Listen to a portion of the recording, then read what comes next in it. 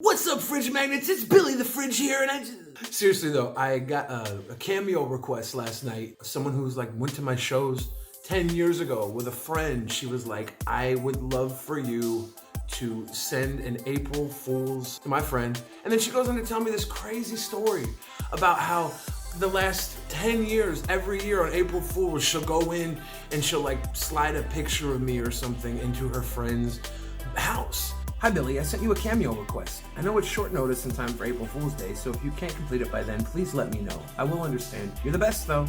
Let me comb through and show you some of previous Billy pranks. First of all, this is when she and I met you, and for several years in a row, I would hide you in her house. Or replace all the pictures of her with her husband with the one of you two. And it's all in love because we saw you a bunch at shows like 10 years ago when we were roommates and we loved going, and you're the best for doing this cameo, and she's going to be freaked out all day that something is coming.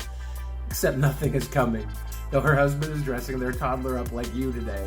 And this kid looks like a freaking boss. I love it. Oh my God. It's just a cool thing to find out like today on April Fool's that I've been a part of this friendship for a decade.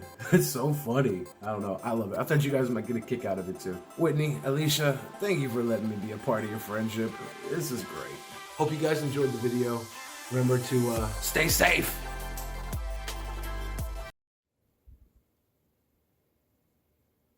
Whitney, I have a message from Alicia and Kevin. Watch your back on April Fool's Day. And whatever you do, don't look in the fridge.